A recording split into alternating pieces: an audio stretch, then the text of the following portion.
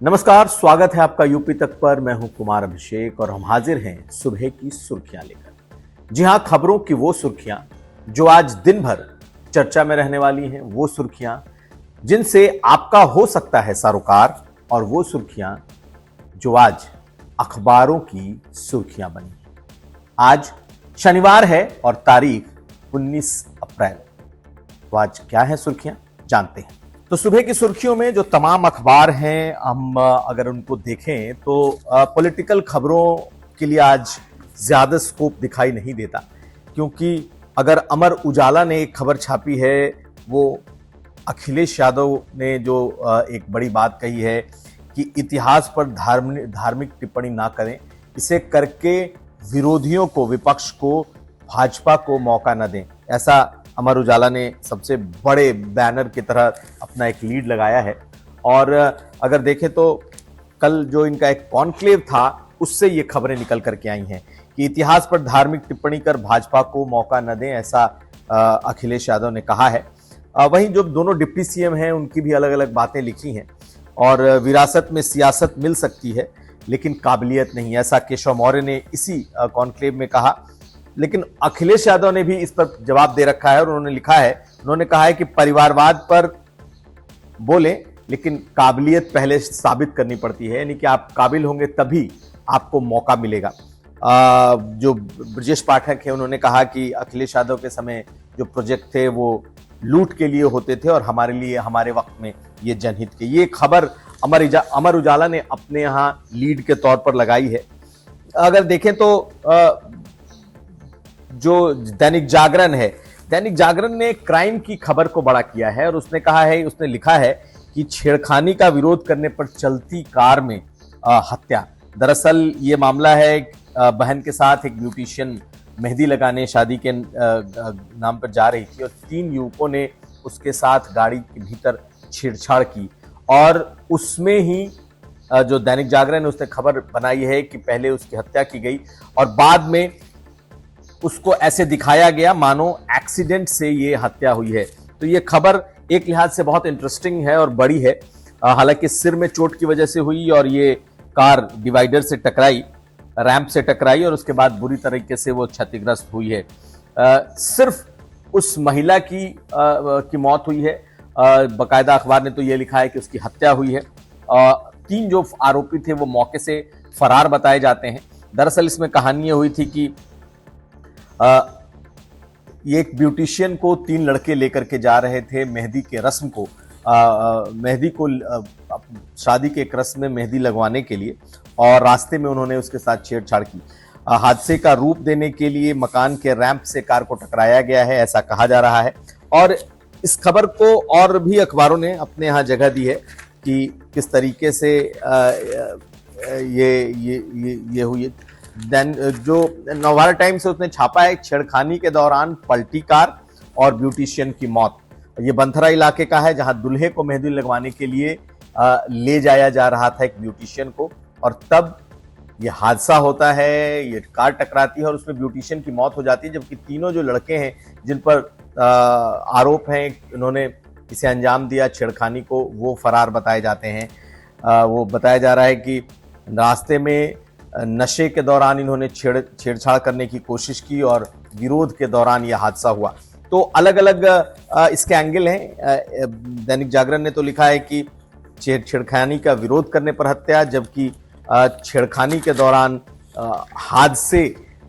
हादसा हुआ और कार पलटी और इससे ब्यूटिशियन की मौत। लेकिन ये एक छेड़खानी हुई है, ये अखबारों ने लिखा है और ये साफ दिखा रहा है कि लखनऊ में जो लॉ एंड ऑर्डर को लेकर के चाहे जितने भी दावे किए जाएं, कहीं ना कहीं उस पर एक सवालिया निशान लगा हुआ है। दूसरी खबर जो नवभारत टाइम्स ने बनाई है वो बड़ी है। उसमें पुलिस भर्ती बोर्ड जो 2021 का था, जिसमें एसआई का चयन हुआ था और भर्ती बोर्ड ने उसमें उसे रद्द कर दिया था और जितने भी चयनित एसआई थे, सब इंस्पेक्टर थे, बर्खास्त कर दिया था। उसको सुप्रीम कोर्ट ने गैर कानूनी करार दिया है।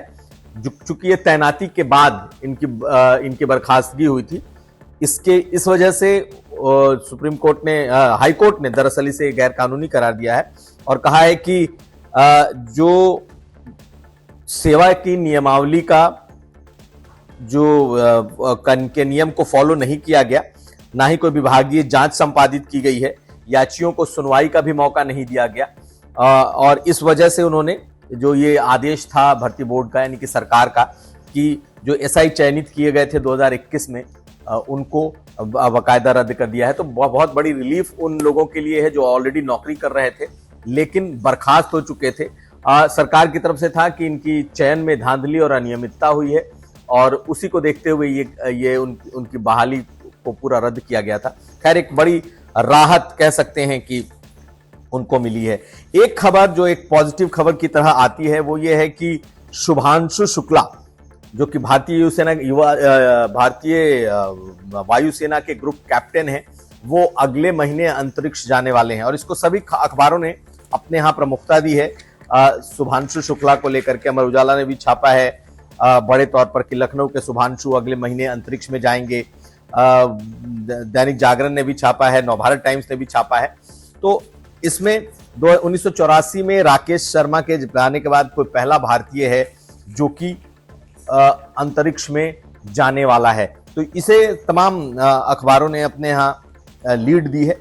इसके अलावा संभल के सीईओ जो अनुज चौधरी हैं, जो पूरे संभल में हिंसा से लेकर और संभल मस्जिद के सर्वे और उसके बाद के जितने फॉलोअप्स हैं उसके दौरान बहुत चर्चा में रहे, उनको लेकर के जो ये खबर आई है वो भी एक इम्पॉर्टेंट खबर है कि उनको क्लीन चिट दिया है डीजीपी दफ्तर ने।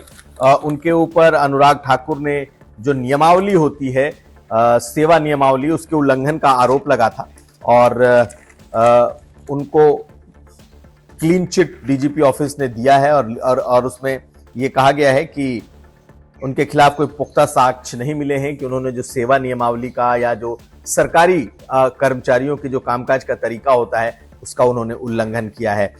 तो ये भी एक बड़ी खबर के तौर पर अखबारों ने इसे अपने यहाँ जगह दी है।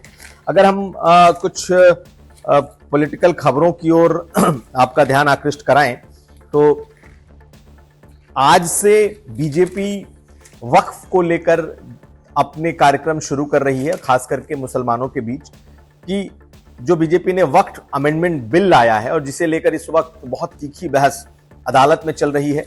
5 मई को अगली सुनवाई रखी गई है, लेकिन अभी से ही बीजेपी इसको लेकर के मुसलमानों के बीच जाकर इसके बीच फैली जो भ्रांति और गलतफहमी है उसे दूर करने की शुरुआत कर रही है। तो आज लखनऊ में बीजेपी इस बड़े कार्यक्रम में कुछ की शुरुआत कर रही है जिसमें पार्टी के बड़े नेता वहां मौजूद रहेंगे और कहा यह जा रहा है कि इसके साथ ही एक शुरुआत बीजेपी कर रही है ताकि लोगों, खास करके मुसलमानों में जो फैली हुई एक भ्रम की स्थिति है, एक अनिश्चितता, एक डर, खौफ है, उसे दूर किया जा सके। एक खबर गोंडा की है जिसमें ब्रजभूषण शरण सिंह ने कहा है, हालांकि ये खबर बड़ी हो सकती है, कि विधायकों की हैसियत प्रधानों जैसी भी नहीं रही है। ये बात ब्रजभूषण शरण सिंह ने कहा है। ब्रजभूषण शरण सिंह फायर ब्रांड नेता हैं और उनकी बातें, उनके जो बयान है वो हमेशा से सुर्खियां बटोरते रहे हैं। उन्होंने अपना एक तरीके का दर्द बयां किया है कि अब विधायकों और सांसदों को, खास करके विधायकों को, डीएम के पैर पकड़ने पड़ते हैं अपने काम कराने के लिए। तो ये कुछ ऐसी खबरें हैं जिससे कि आज अखबारों ने अपने यहाँ सुर्खियां बनाई हैं। उधर अगर देखा जाए तो जो मोहन भागवत हैं, ये चूंकि 100वां साल है संघ के, आरएसएस की स्थापना का, यानी 100 साल पूरे कर रहा है। तो मोहन भागवत आज कल अलीगढ़ में थे और उन्होंने ये कहा है कि हिंदू सम्मेलन देश भर में बीजेपी आरएसएस करने वाली है और सभी बस्तियों तक पहुंच करके वो सम्मेलन किया जाएगा। और विजयदशमी के दिन चूंकि इसके 100 साल पूरे होंगे तो हर बस्ती में अपनी शाखाएं लगाएंगे, ये संघ के प्रमुख ने कहा है। पिछले कई दिनों से वो लगातार उत्तर प्रदेश के प्रवास पर हैं और अगर देखा जाए तो संघ प्रमुख इन दिनों उत्तर प्रदेश में अपने संघ के काम को काफी आगे बढ़ाते दिख रहे हैं। और आखिर में अगर संजय निषाद ने अमित शाह से मुलाकात की है और उस मुलाकात के बाद उन्होंने अपनी पार्टी के लिए सरकार में और स्थान की मांग की है। खास करके अब ऐसा माना जा रहा है कि जल्द ही प्रदेश में मंत्रिमंडल विस्तार होगा, रिशफल होगा, तो एक तो उन्होंने उसके लिए मांग की और साथ साथ ये भी मांग की है कि जो बोर्ड हैं, निकाय हैं, इसमें भी जो जगह निषाद पार्टी है उनके कार्यकर्ताओं नेताओं को दी जाए। तो कुल मिलाकर के आज की खबरें सुर्खियों में आज इतना ही। कल सुबह फिर आपसे मुलाकात होगी मॉर्निंग न्यूज राउंड अप के इन सुर्खियों में। तब तक आप हमें दीजिए इजाजत और देखते रहिए यूपी तक।